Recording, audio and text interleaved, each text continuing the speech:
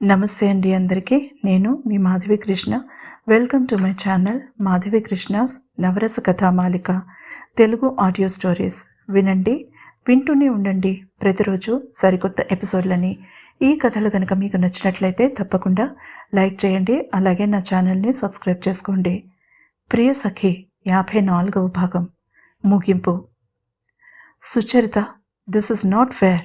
మెల్లగా సోఫాలో కూలబడుతూ బ్లేమ్ చేసింది రేణు. ఇది న్యాయం కాదంటే నెలల పిల్లకి తల్లి తండ్రి లేకుండా చేయడం అన్యాయం.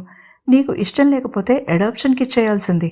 అలా చేయకపోగా హేమంత్ని ఎమోషనల్ బ్లాక్మెయిల్ చేయడం ఇస్ నాట్ ఫేర్ రేణు. హేమంత్కి రాధికతో బాండింగ్ ఏర్పడుతుందని నీకు తెలీదా? నీకు ఆ పాప అవసరం లేదు, కానీ హేమంత్ పపెట్లా నీ ఫింగర్ టిప్స్ మీద ఆడాలి. It's not fair. కొద్దిగా ఆవేశపడి చెప్పింది సుచి. నేను రాధిక తల్లిగా ఆమెని క్లెయిమ్ చేయడానికి ఏ కోర్టు అడ్డొస్తుందో చూస్తాను. నువ్వెలా అడ్డుకుంటావో చూస్తాను, ఛాలెంజ్ చేసింది రేణు. చిన్నగా నవ్వింది సుచి. ఏ కోర్టుకైనా వెళ్ళు. I will fight tooth and nail Renu. Judgement నాకే ఫార్గా వస్తుంది, కాన్ఫిడెంట్గా చెప్పింది సుచి. ఆ ఓవర్ కాన్ఫిడెన్స్ మంచిది కాదు సుచి, వాన్ చేసింది రేణు. వాచ్ మీ అంది సుచి. నీ ప్రియ సఖిని కనుక నీకు నా దగ్గర ఉన్న పాయింట్స్ రివీల్ చేస్తున్నాను. పాయింట్ నెంబర్ 1, గత 4 ఏళ్లలో ఒక్కసారి కూడా నువ్వు రాధికను చూడడానికి రాలేదు. నీ లెటర్ కోర్టులో చెల్లదని నువ్వు వాదించినా సరైన డాక్యుమెంటేషన్ నా దగ్గర ఉంది నువ్వు అన్ఫిట్ అని ప్రూవ్ చేయడానికి. ఇక పాయింట్ నెంబర్ 2, నీ యాన్యువల్ ఇన్కమ్ కోట్ల మీద ఉంది, ట్యాక్సెస్ పోను. అయినా ఒక్క పైసా ఖర్చు పెట్టలేదు రాధిక మీద. నా దగ్గర హేమంత్ ఖర్చు పెట్టిన ప్రతి పైసాకి బిల్ ఉంది. ఇక 3వ పాయింట్, ముఖ్యమైన పాయింట్, సుధాకర్ నుంచి డివోర్స్ తీసుకోకుండానే మరొక వ్యక్తితో లివ్ ఇన్ రిలేషన్లో ఉన్నావు. అది అనైతికం. పిల్లలు లేకపోతే మీ ఇష్టం. ఆ తప్పొప్పుల జోలికి నేను పోదలుచుకోలేదు. అన్నయ్య నువ్వు తేల్చుకోవాల్సిన విషయం. కానీ ఇక్కడ రాధి ఇన్వాల్వ్ అయి ఉంది కదా. నీలాంటి తల్లి ఒక ఆడపిల్లని ఎలా పెంచుతుంది? సుచి తీవ్రంగా పాయింట్అవుట్ చేసింది. సుచరిత, బాధ, కోపం, స్నేహితురాలు తనని అంత మాట అన్నదా అన్న అపనమ్మకం ఉన్నాయి రేణు స్వరంలో. Last but not the least point, నీ కెరియర్ మీద ఈ కేసు ఎంత ప్రభావం చూపిస్తుందో ఆలోచించుకో. రేణు ఫీలింగ్స్ని పట్టించుకోకుండా చెప్పింది సుచరిత. రేణు కంటి నుంచి ఒక కన్నీటి బిందువు చెంప మీదకి జారింది. సుచి మనసు మూగపోయింది. స్నేహితురాలి బాధని చూసి కరిగిపోయింది. అయినా బయటికి కనిపించనివ్వలేదు ఆ బాధ. ఆమె ఇన్నర్ స్ట్రగుల్ అర్థమైనట్టుగా హేమంత్ ఆమెని దగ్గరికి తీసుకున్నాడు. అతని స్పర్శ నుంచి ధైర్యాన్ని తెచ్చుకుంది సుచి. పెళ్ళి, పిల్లలు లక్ష్యానికి అడ్డని మేరీకామ్ అనుకుని ఉంటే మనకి అన్ని బంగారు పథకాలు సంపాదించి పెట్టగలిగేది కాదన్న చిన్న విషయం కూడా నీకు తట్టలేదంటే I pity you. You have to be matured enough to be a mother Renu. Parenting అంటే ఒక కళ. కనేసి ఎవరి మీదో పడేస్తే పేరెంట్స్ ఎలా అవుతారు? సో రాధిని క్లెయిమ్ చేసే ముందు నా పాయింట్స్కి నీ దగ్గర సమాధానం ఉంటే ఏ కోర్టుకైనా వెళ్ళు, లేదా ఒక ఫ్రెండ్గా నీకు ఇస్తున్న ఆఫర్ని అందుకో, స్పష్టంగా చెప్పేసింది రేణుకి. ఏంటా ఆఫర్? అడిగినది రేణు కాదు, నకల్. అతనికి సుచి మీద పీకల దాకా కోపం వచ్చింది. అది ఇల్లాజికల్ అని తెలిసినా కూడా. రేణు అడాప్షన్కి తన కన్సెంట్ ఇస్తే ఆమె రాధితో టైం స్పెండ్ చేయొచ్చు, తనని ఫ్రీక్వెంట్గా కలుసుకోవచ్చు. మా ఫ్రెండ్షిప్ కావాలనుకుంటే she can sign the consent letter అని ఇంకా తాను చెప్పేది ఏమీ లేనట్టుగా హేమంత్ వైపు తిరిగి చిన్నగా తల ఊపి అక్కడి నుంచి మేడ మీదకి వెళ్ళిపోయింది. ఆమె అడుగులు రాధిక నవ్వులు వినిపిస్తున్న దిశగా పడ్డాయి. పైన నేల మీద రిధిమ పక్కన కూర్చుని బొమ్మలతో ఆడుకుంటున్న రాధికను చూసి తేలికగా ఊపిరి పీల్చుకుంది సుచి, ఆమె నార్మల్గా ఉన్నందుకు. రేణు ఒప్పుకుంటుందంటావా? సందేహంగా అడిగింది శ్రీలు. ఆమె వైపు తిరిగి చిన్నగా నవ్వింది సుచరిత. రేణు తెలివైనది శ్రీలు. వచ్చిన అవకాశాన్ని వదులుకోదు. ముఖ్యంగా తను తీసుకునే నిర్ణయం తన లక్ష్యానికి హాని కలిగిస్తుందంటే మార్చుకుని తీరుతుంది. ఎదురుగా ఉన్నదాని విలువ పోగొట్టుకున్నాక తెలుసుకుని ఏడ్చే మూర్ఖురాలు కాదు రేణు. రాధి కావాలంటే మన ఆఫర్కి ఒప్పుకుంటుంది. తిరిగి రాధిక వైపు చూస్తూ చెప్పింది. తన పేరు వినిపించడంతో తల పైకెత్తి సుచి వైపు చూసి అందంగా నవ్వింది రాధి. అప్రయత్నంగానే ఆ నవ్వు సుచి పెదవుల మీదకి కూడా పాకింది. సుచి అంచనా తప్పు కాలేదు. హేమంత్ విసురుగా తలుపు తోసుకుని లోపలికి వస్తూనే శుచిని గట్టిగా కౌగిలించుకుని ఆమె పెదాల మీద గాఢమైన ముద్ర వేశాడు. అక్కడ స్త్రీలు పిల్లలు ఉన్నారన్న విషయం పూర్తిగా మర్చిపోయాడతను. హేమంత్ మందలించబోయి అతని కళ్ళలో సన్నటి కన్నీటి తెరని చూసి ఆగిపోయింది. ఏమైంది? సమాధానం తెలిసినా అడిగింది. రేణు సుధాకర్ సంతకం చేశారు చెప్పాడు.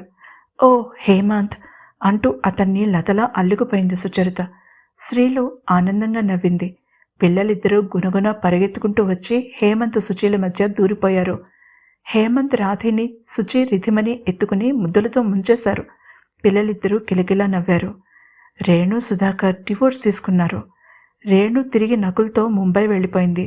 శుచి కండిషన్ ప్రకారం ప్రతి నెల లాస్ట్ సాటర్డే సండే రాధితో స్పెండ్ చేయడానికి ఒప్పుకుంది రేణు. సుధాకర్ రీహాబిలిటేషన్ సెంటర్లో చేరాడు ఆల్కహాల్ మానడం కోసం. మిల్ బాధ్యతలు టెంపరీగా రవికి అప్పచెప్పి బెంగళూరు తిరిగి వచ్చారు హేమంత్, శుచి, ధాత్రి, రాధికని తీసుకుని. రాధిక 4 years పూర్తవడంతో ప్లే స్కూల్లో వేయాలని డిసైడ్ చేసింది శుచి. ఆ ప్రహసనం శ్రీలుకి ఫోన్ చేసి చెప్పి పడి పడి నవ్వింది. మొదటి రోజు రాధిని స్కూల్లో డ్రాప్ చేయడానికి హేమంత్, శుచి, ధాత్రి వెళ్లారు. కొత్త స్నేహితులను కలుసుకోవచ్చనే సరదాతో చెంగున లేడిపిల్లల గెంతుకుంటూ వెళ్తున్న రాధిని చూసి కళ్ళనీళ్లు పెట్టుకున్నాడు హేమంత్. తల్లి చీర చెంగుతో కళ్ళు తుడుచుకుంటున్న హేమంత్ని చూసి పక్కున నవ్వింది శుచి. సింగమ్మ, సింగమ్మ కొడుకు అని ఏడిపించింది కూడా. ఉడుక్కున్నాడు హేమంత్. అల్లరి పిల్ల చెవి మెలిపెట్టింది ధాత్రి. మిసెస్ హేమంత్గా మారినా కూడా అనుకున్న ప్రకారం జాబ్లో ఇమ్మర్స్ అయిపోయింది శుచి. ద మోస్ట్ ఎఫిషియెంట్ సెక్రటరీగా ఫ్యాషన్ వరల్డ్లో పేరు కూడా తెచ్చుకుంది. క్రైసిస్ మేనేజ్మెంట్లో సలహాల కోసం ఆమె దగ్గరికి వచ్చేవాళ్ళు ఎక్కువయ్యారు. అది చూసి హేమంత్ ఆమెకి ఒక సెపరేట్ క్యాబిన్ అలాట్ చేయడమే కాకుండా ఆమెకి ఒక అసిస్టెంట్ని ప్రొవైడ్ చేశాడు. ఆ రోజు ఇంపార్టెంట్ ఫోటోషూట్ జరుగుతుండగా ఆమె క్యాబిన్లోకి కంగారుగా వచ్చాడతను. అప్పుడే క్లయింట్స్తో మాట్లాడి వాళ్ళని పంపించింది శుచి. శుచి, రాధికి ఈరోజు స్కూల్లో ఏదో రైమ్స్ కాంపిటీషన్ ఉందని చెప్పింది. బాగా చెప్పిందంటావా? భోజనం చేసుంటుందా అని అడుగుతున్న హేమంత్ను చూసి తెల్లబోయింది ముందు. తర్వాత భక్కున నవ్వింది. ఆకలేస్తేనే తింటాలే హేమో, రాధికని ఇమిటేట్ చేస్తూ చెప్పింది శుచి. నీకు అలానే ఉంటుంది. అత్తకి అక్కర్లేనప్పుడు అత్త వర్రి కూడా హేమయ్యగా పడాలి మూతి ముడుచుకుని చెప్పాడు. ఆ క్షణంలో హేమంత్ ఆమెకి ఎంత ముద్దొచ్చాడంటే అది ఆఫీస్ అని, 2 రూమ్స్కి అవతల ఫోటోషూట్ జరుగుతోందని మర్చిపోయింది. అతని దగ్గరికి వెళ్ళి బుగ్గలు 2 సాగదీసింది. తమరేదో ఛాలెంజ్ అన్నారు, అదన్నారు, ఇదన్నారు, సమస్యలుండకూడదన్నారు. కవ్వింపుగా అతని గెడ్డం చిన్నగా కొరుకుతూ గుర్తు చేసింది. ఆమె నడుము చుట్టూ చెయ్యి వేసి బలంగా తనకి అదుముకున్నాడు హేమంత్. రెడీయా నువ్వు అడిగాడు. ఆమె సమాధానం చెప్పలేదు. తల పైకెత్తి అతని కళ్ళలోకి సూటిగా చూస్తూ ప్రొవకేటివ్గా నవ్వింది.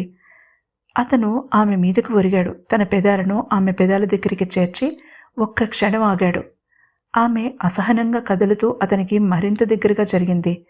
అతను చిన్నగా నవ్వాడు. మెల్లగా ఆమెకి దూరం జరిగి 4 అడుగులు వెనక్కి వేశాడు. ఫోటోషూట్ అన్నాడు వెనక్కి తిరిగి వెళ్తూ. హేమంత్, అర్జెంటుగా ఇక్కడికి వచ్చి నాకు ముద్దివ్వకపోతే ఐ విల్ కిల్ యూ ఫ్రస్ట్రేషన్తో చిన్నగా అరిచింది శుచి. అతను తలుపు తీయబోతూ భుజం మీదుగా తల తిప్పి ఆమెను చూసి నవ్వుతూ కన్ను కొట్టాడు. This is the beginning baby అని బయటికి వెళ్ళిపోయాడు. ఆమె తన టేబుల్కి ఆనుకుని నిలబడి ఆలోచనలో పడిపోయింది. హేమంత్తో ఛాలెంజ్ చేసి తను తప్పు చేసిందా? హేమంత్ సుచరితల ప్రేమ కథ అలా సుఖాంతమైంది. ముందు ముందు జీవితంలో ఎదురైన సమస్యలని ఇద్దరూ కలిసి పరిష్కరించుకుంటూ ఒకరినొకరు ప్రేమించుకుంటూ రాధికని శ్రద్ధగా జాగ్రత్తగా పెంచుతూ they live happily ever after. ఈ కథ ఇంతటితో సమాప్తం. మరొక కొత్త కథతో మీ ముందుకు వస్తాను. అంతవరకు సెలవు.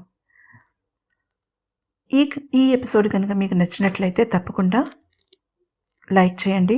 అలాగే నా ఛానల్ని సబ్స్క్రైబ్ చేసుకోండి. ఇంతవరకు సబ్స్క్రైబ్ చేసుకున్న శ్రోతలందరికీ కూడా నా ధన్యవాదాలు.